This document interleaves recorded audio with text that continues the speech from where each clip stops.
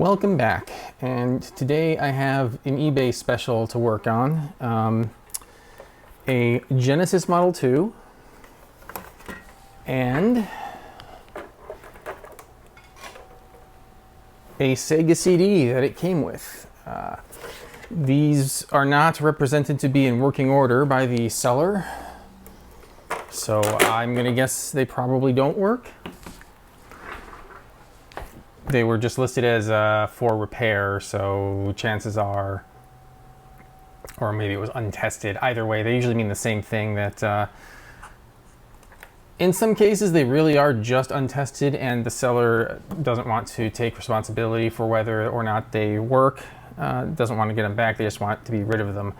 But in other cases, most cases I find, it means that the seller knows they don't work or have some major fault and still just wants to be rid of them. So it's sort of a gamble. So we're going to go through diagnostic here from the start and see what, if anything, needs to be fixed. My bet is that the SegaCD is going to be the problem child here because it's the most delicate in the first place. So let's take a look. I've got this all hooked up, all ready to go. Go need a cartridge of some form. I only have one. I probably should get some cheap game to use as a guinea pig in unknown systems, but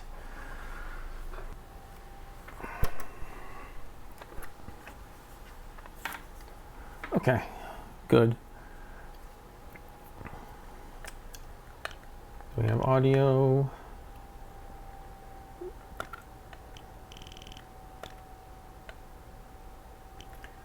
Everyone's favorite, Jack Nicklaus. You gotta try this one first. I mean, if this doesn't work, what's even the point? So it looks like the Genesis works without having done anything. Wow, that is one ugly title screen. Wow. What were they even thinking? Oof. Anyway, so it's an old console. It needs recapping and all the usual stuff, but we're not going to do that right away. Let's see if the SegaCD works.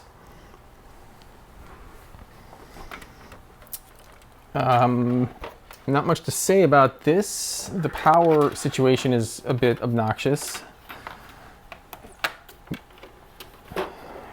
because not only does it need more than one power adapter in the first place, but the Genesis 2 and the SegaCD use inverted power barrels.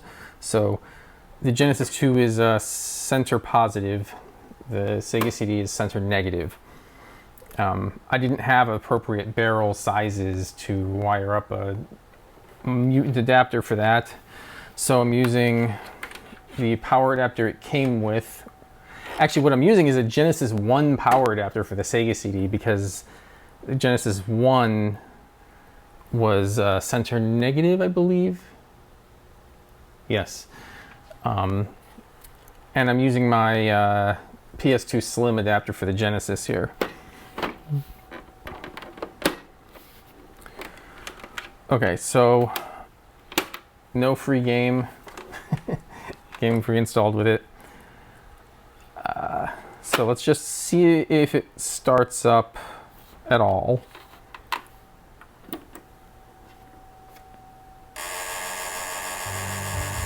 Well, that is a horrible noise.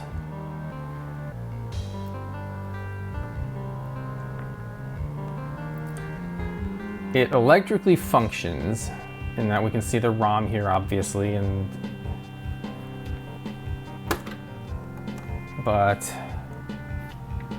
goodness, it is not happy.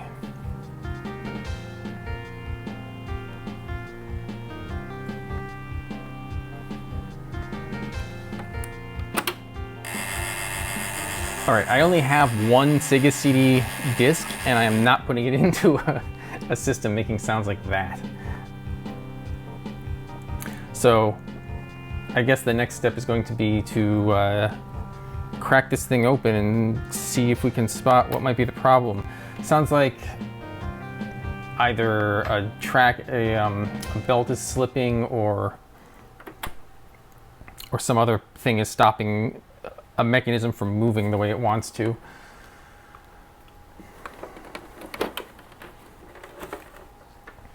All right, we'll try to set this aside. Awkwardly, of course, because we never have room.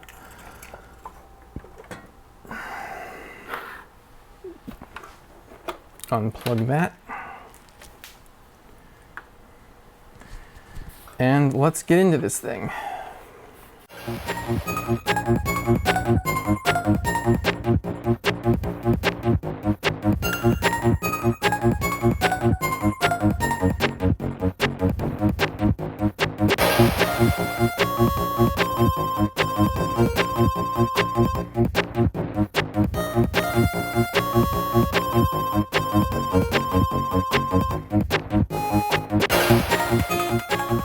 Okay, so I'm thinking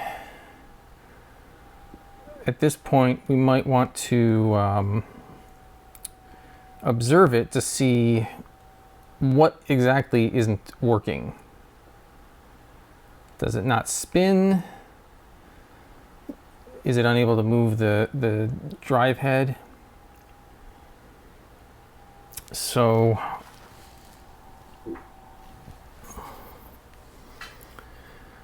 this is going to be a little bit awkward.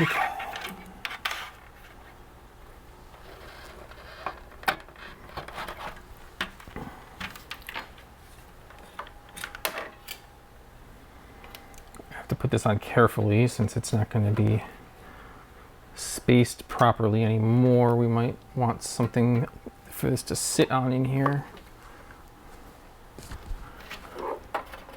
Maybe we'll be okay if we're just gentle with it.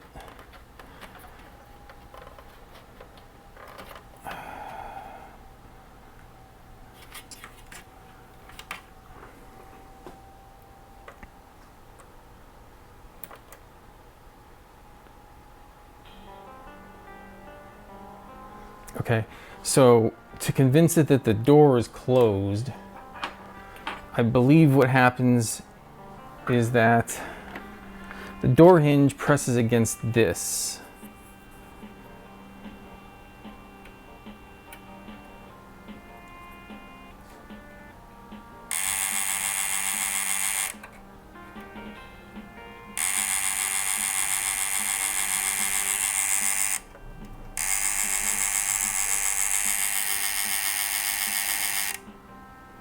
Okay, so this gear here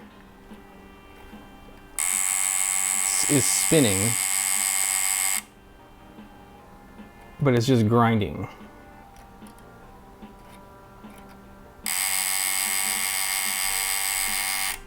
This little gear and this gear are both spinning just fine. So let's turn this off.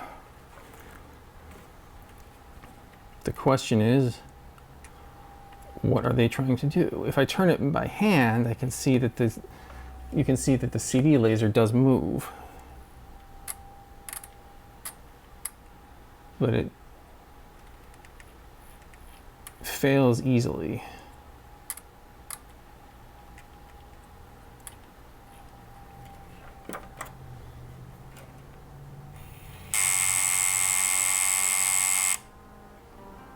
Did you see that? If I pull it out, pull the laser out here, then tell it that it's closed, it fairly freely moved to the front, but then it keeps going. So that tells me likely the problem here is that there's an end stop sensor that isn't working. It doesn't know that it's reached the end, so it just keeps grinding, trying to move the mechanism further in. Okay, so let's disassemble further and see if we can figure out how it's supposed to determine that it's at the end.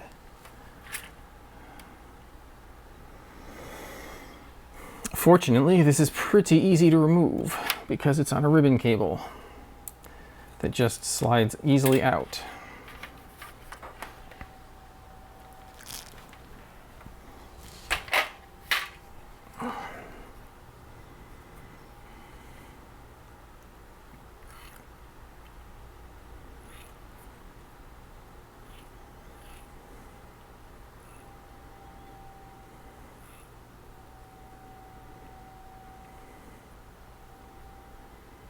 So this whole mechanism is really dusty, and we're going to have to get into this once we get the gross mechanism to function.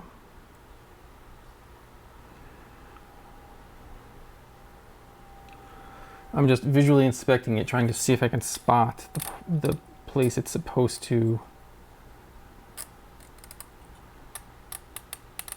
sense.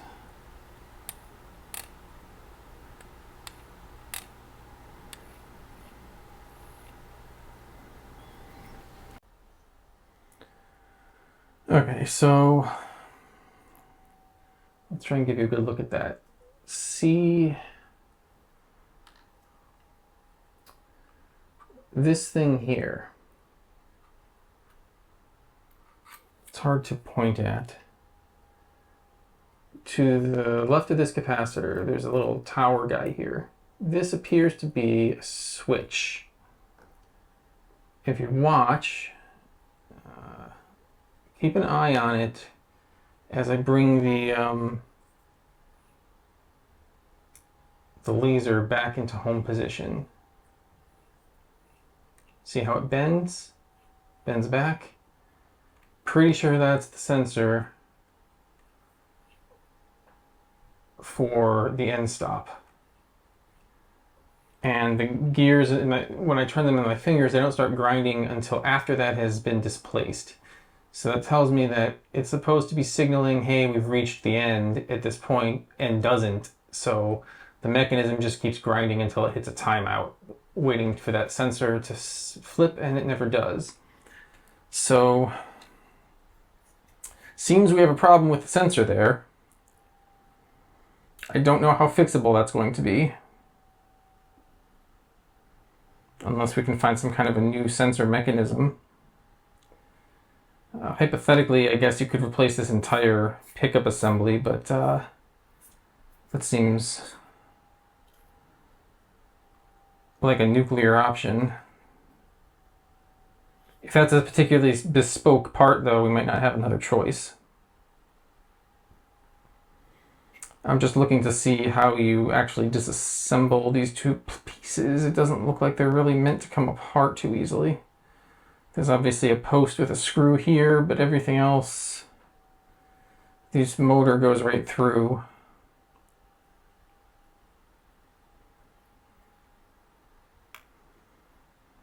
I'm not sure if we could even really get to that switch.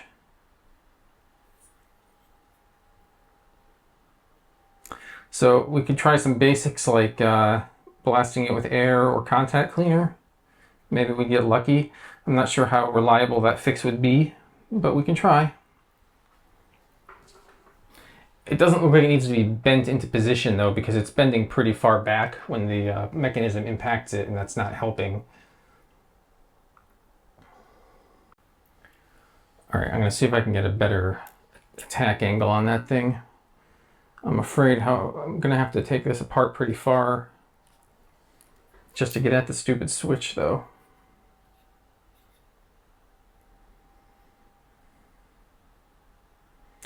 I guess we might have to anyway to recap this reasonably. Looks like a pain in the butt.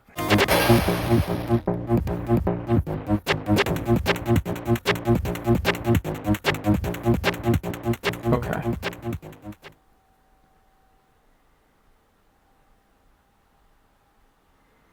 That's still awkward, but I think I could get at it now.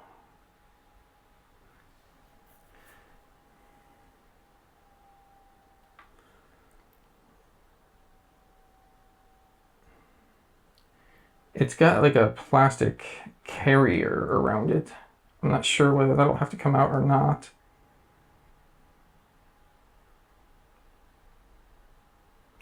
But let's try desoldering that and see where that gets us. It's going to be a little difficult to desolder. I don't know if you can see, but there's plastic tabs all around the solder points. I'm going to try my best not to melt those too.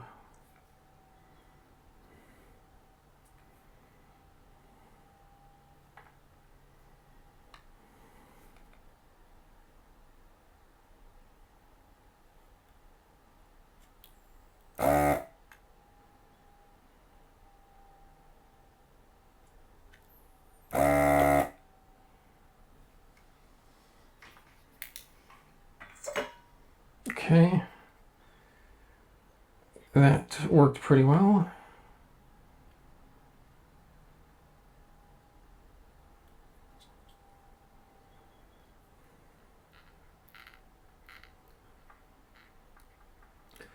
Honestly, not sure how easy that's going to be to get out. It doesn't have a lot of clearance.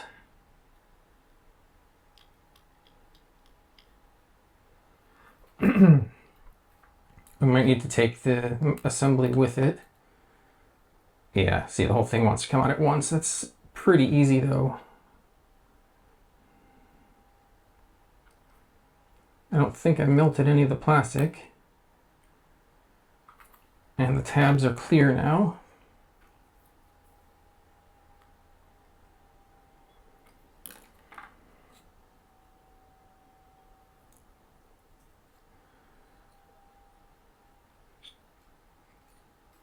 It's going to be hard to get back in though.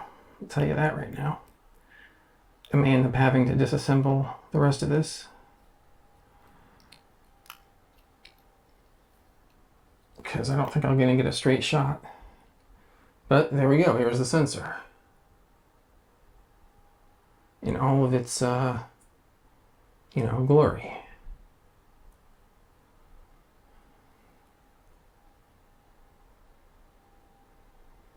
Can you see the mechanism inside? Maybe the microscope can show us better.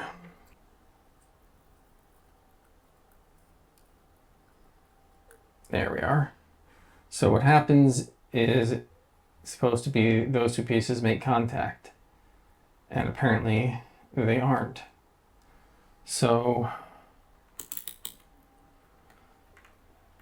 it's going to be a little awkward to try this, but we should be able to check continuity here.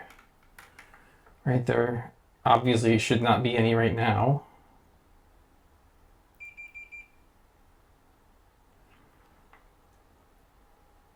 And there isn't. Can we figure out a way to get this under reflection while making contact with the points?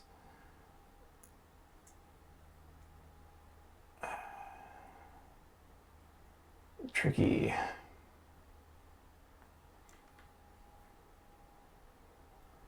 If you can see, but it's at best intermittent.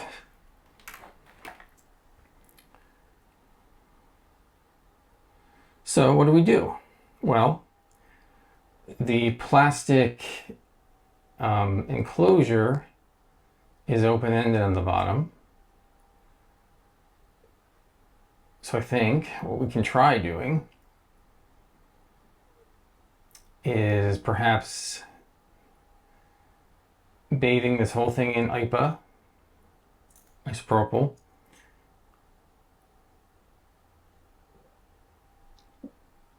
because who knows what kind of gunk has gathered in there over the years, if any. It's enclosed, but I mean, physically it looks like that ought to be working. It just really isn't. So there must be something in there. And after the ISO, we can try some contact cleaner, blast it in there, and see if we can improve the functioning of this part.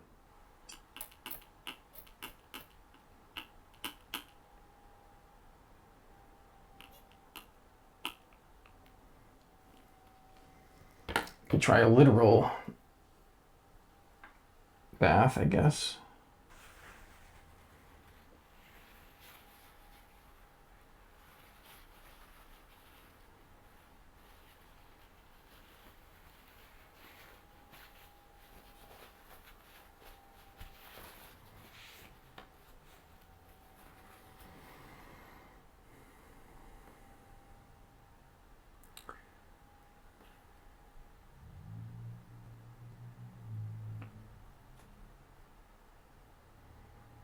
I can see that there's ISO floating around inside the plastic right now.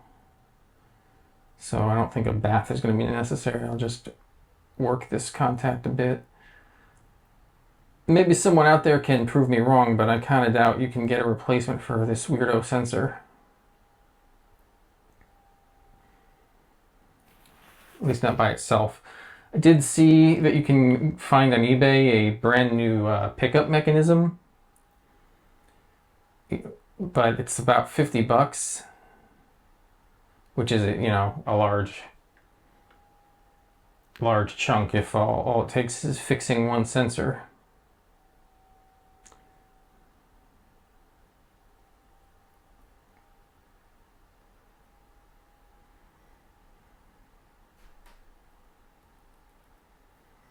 Okay, I'm just gonna let that be for a bit. When I come back, I'll blast it with some contact cleaner. Okay, the ISO appears to be dried out of this thing. I'm gonna try blasting this with some contact cleaner. I use BW100.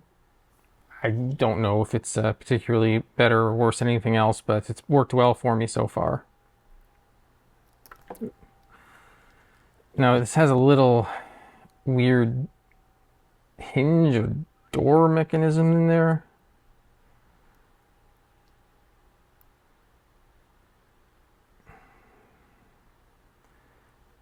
Kind of makes it hard to get it directly inside, but we're going to do our best. Okay. I think I got it more in my hand than inside, but I could see some go in. So work that around as well as possible.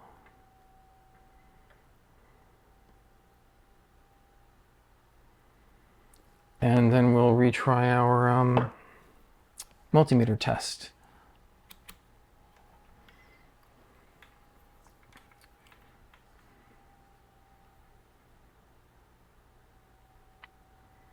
Our super awkward to pull off multimeter test.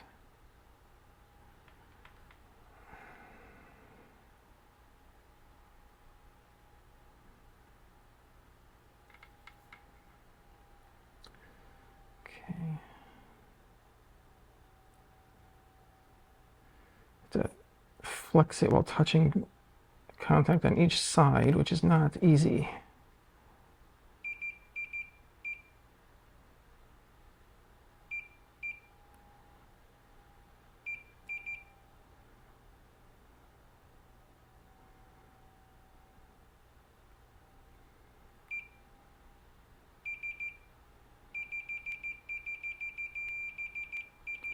Well, it seems a lot better, and it's hard to tell if the intermittentness is because of the awkward angle and hold. Maybe while I have this off, I'll just blast it one more time to be sure.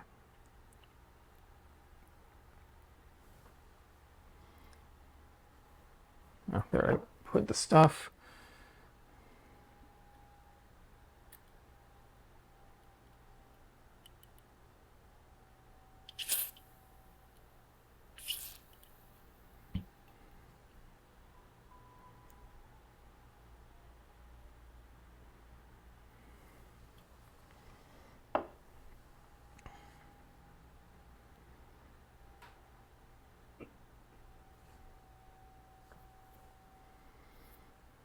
Okay, well, let's see if we can get this back into test with.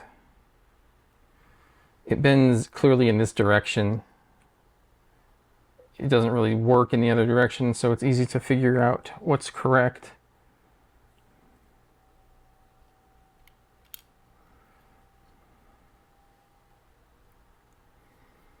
It's going to be harder to actually place it.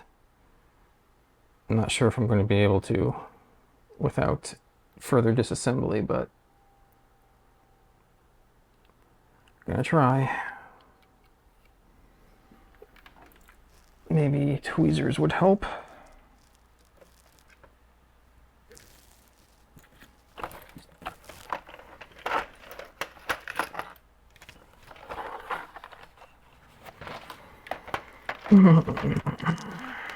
Where did I put them?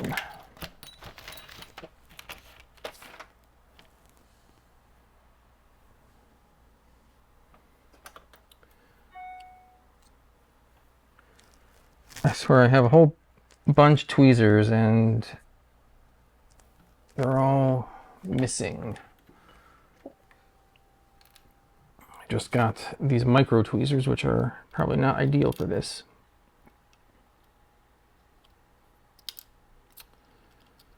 All right. Like that, right? Yes.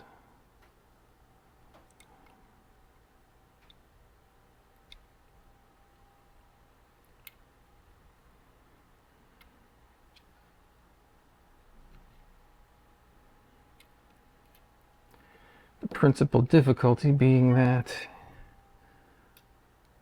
its height makes it difficult to work with. Looks like we're almost there though. Hey, we got it. The contacts came through and all 4 little plastic parts did as well. Lovely. Now we're gonna solder that on. I'm noticing though that the solder pads are really, really close to each other and it looks like it might be easy to bridge. So let's watch out for that.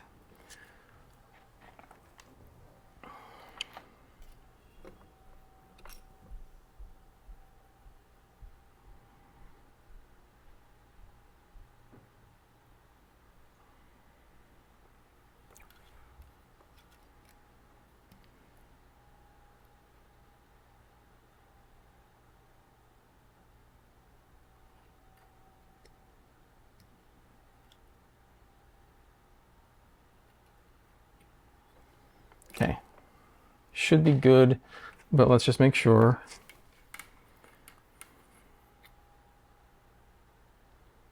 Okay, no connectivity. If I move the laser head back,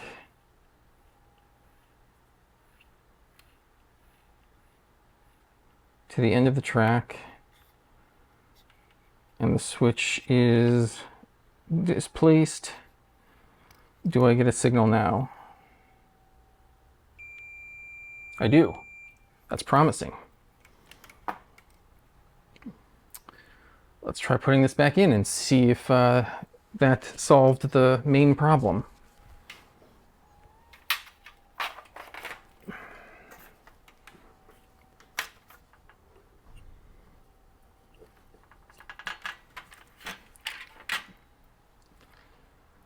I don't think I need to replace that shield just for the sake of this test, so I'm not going to.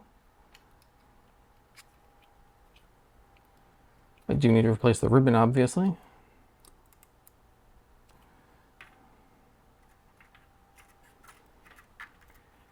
Oh, and perhaps I should say, lasers emit nasty laser radiation, and that's why usually you can't operate these drives with the door open. You don't want to look into there even if you can't see anything happening. So this is probably not advisable what I'm doing here. I'm aware of that risk, but I don't want to be setting a bad example here without giving you warning. So I had to plug that back in. Very carefully connect this.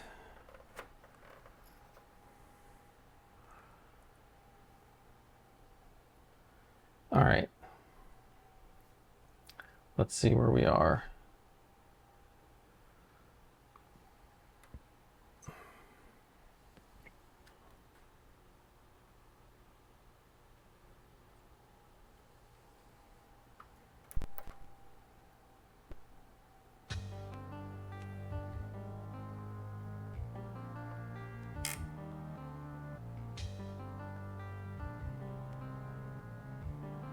That's promising.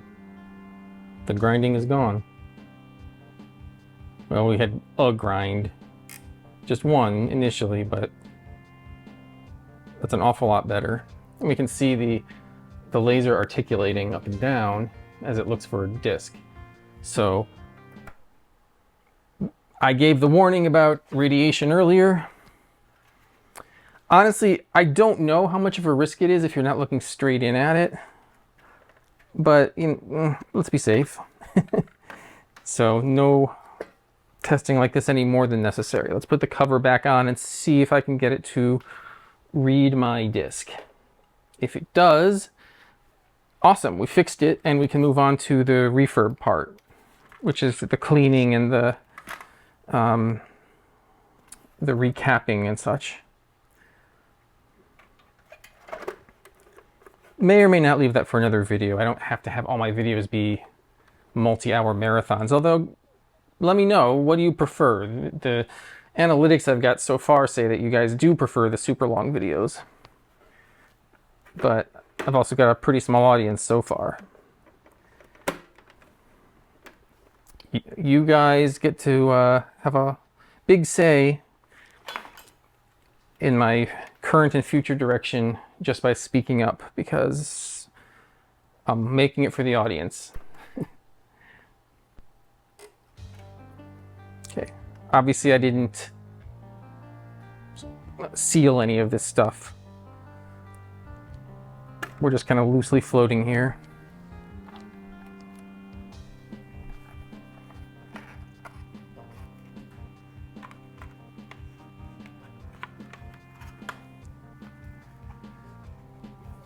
Jesus, this I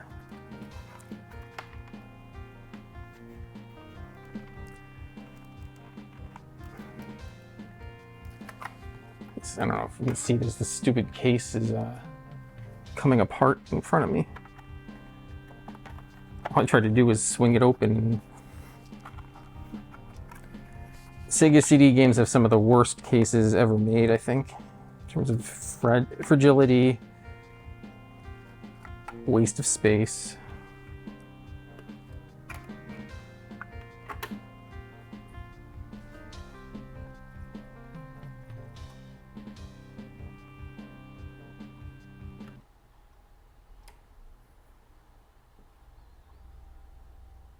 Hey, there we go.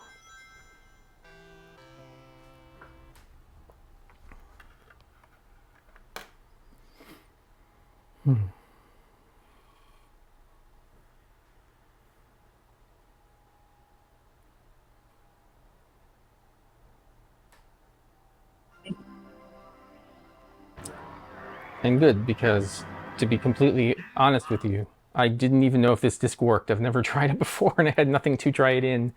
So, Bogey approaching. All interceptors scramble now. Repeat. Bogey. All interceptors scramble immediately. Ready for taxi. Fire alarm check. Release break. Compass open. Coordinates set. I never owned a Sega CD when they were contemporary. Systems green. I was still firmly in the Nintendo camp, and allowance money didn't allow me to dabble into other platforms, even if I was interested. But I can't really explain why, but I had sort of a soft spot for the Sega CD. I can't really name more than maybe one or two games that are notable for it, that are, actually good games.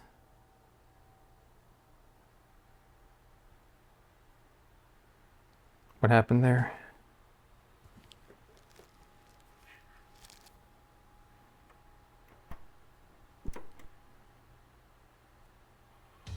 Huh. It's weird. It turned off.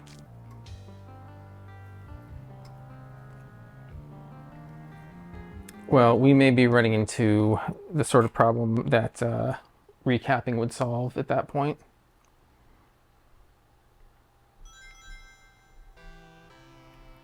Anyway, I'm not really aware of too many good games, and certainly none that couldn't have been done without the CD.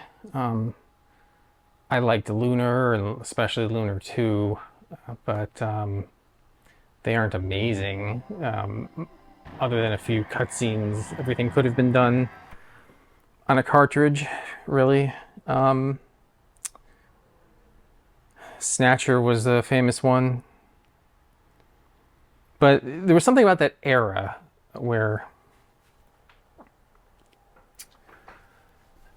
it's hard to explain unless you lived through it, but it was sort of like technology was changing seemingly overnight all the time, and even stuff that didn't work right yet felt like it was a glimpse of the way things would be. And it kind of was. I mean, nothing on the Sega CD was amazing to blow you away, but enhanced inclusion of voice and video and multimedia being the buzzword at the time, it was a sign of things to come. And games nowadays are just completely full of those things, and you know, they're a lot more fun than the Sega CD games tended to be. But you had to start somewhere.